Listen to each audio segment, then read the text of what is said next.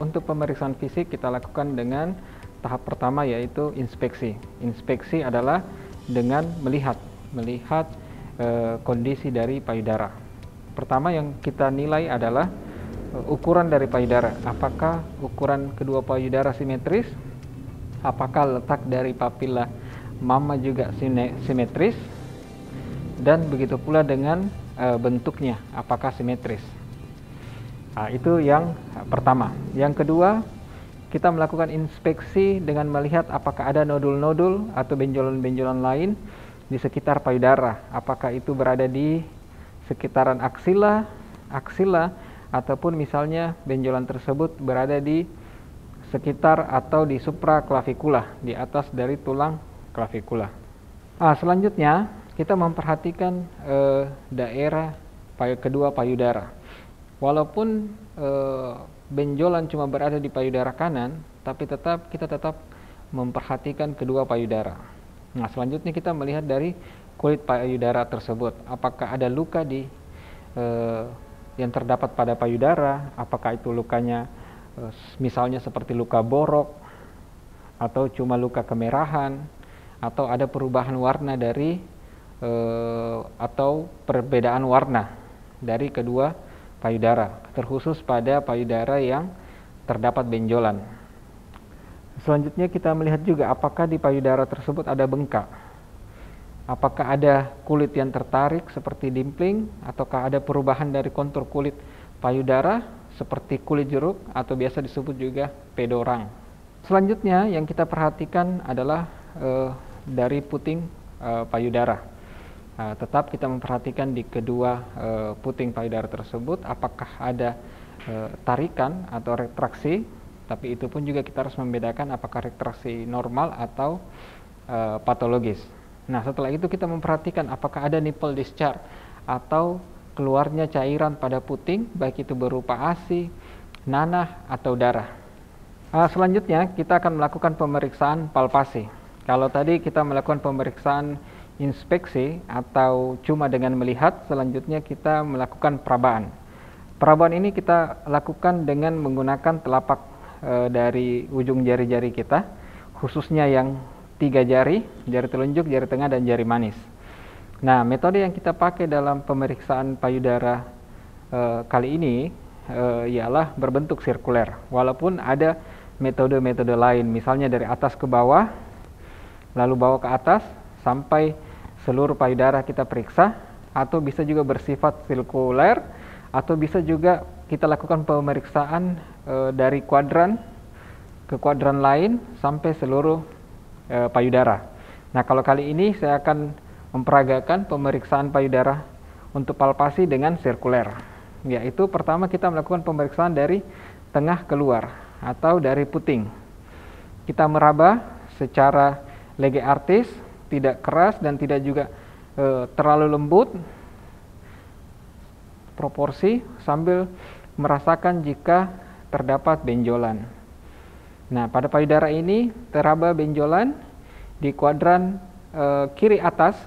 Nah, benjolan ini teraba berukuran kurang lebih sekitar 1 cm. Dia mobile dan tidak berbenjol-benjol. Kita lanjutkan dengan memeriksa seluruh lapangan payudara secara sirkuler. Dan yang tidak lupa, kita juga melakukan pemeriksaan pada payudara yang sebelah atau payudara yang sehat. Kenapa kita lakukan hal tersebut? Itu untuk membandingkan dan bahwa tingginya insiden tumbuhnya tumor pada payudara di kedua payudara. Kita mengulangi hal yang sama. Kita memulai dari tengah, melingkar secara sirkuler, arah keluar secara proporsional. Kita meraba apakah juga terdapat benjolan sampai seluruh lapangan payudara. Nah, seperti yang kita ketahui tadi, kita menilai jika terdapat benjolan, maka kita menentukan tempat atau lokasi dari benjolan tersebut, berapa ukurannya, apakah dia terfiksir atau dia mobile, apakah dia berbenjol-benjol atau dia smooth. Setelah melakukan pemeriksaan pada payudara kiri, Nah, kita bisa selanjutnya kita melakukan pemeriksaan pada puting. Nah, puting kita menekannya secara proporsional, tidak terlalu keras, jangan juga terlalu lembut.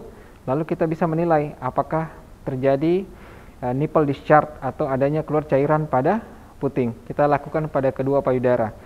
Jika terjadi pengeluaran cairan, nah lalu kita nilai cairan tersebut apakah itu ASI, apakah itu nanah ataupun darah. Setelah memeriksa kedua payudara, baik payudara yang mengalami benjolan maupun payudara yang sehat, selanjutnya kita melakukan pemeriksaan nodul atau benjolan-benjolan kecil yang diasumsikan sebagai atau diasosiasikan sebagai metastasis dari tumor yang berada di payudara. Kita melakukan pemeriksaan pada supraklavikula. Jadi kita mencari dulu tulang klavikula, baru kita memeriksa di daerah atasnya dan di bawahnya apakah terdapat nodul-nodul atau benjolan. Dan dilakukan di kedua sisi, baik dari sisi kiri, lanjut lagi ke sisi yang sebelahnya. Setelah itu kita melakukan pemeriksaan pada aksila. Jadi kita melakukan pemeriksaan, pasien meletakkan tangannya pada kepala, lalu pada ketiak kita lakukan perabaan. Apakah juga ada nodul atau benjolan-benjolan kecil satelit?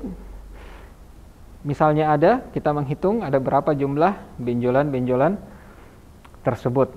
Dan kita juga bisa melakukan apakah ada pembesaran di kelenjar getah bening di sekitar leher. Apakah juga ada nodul-nodul yang terdapat pada leher.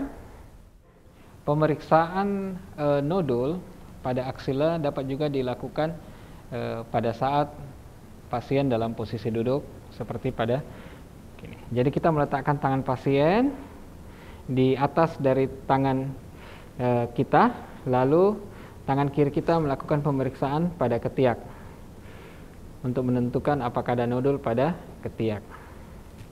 Dalam posisi pasien duduk, kita juga bisa melakukan pemeriksaan nodul pada supra maupun infraklavikula. Jadi pasien dalam keadaan duduk, lalu kita melakukan perabaan pada atas klavikula maupun di bawah klavikula.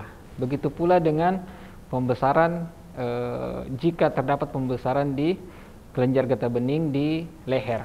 Jadi kita melakukan pemeriksaan dari belakang, kita melakukan perabaan pada leher pasien untuk mencari apakah juga ada nodul pada leher pasien.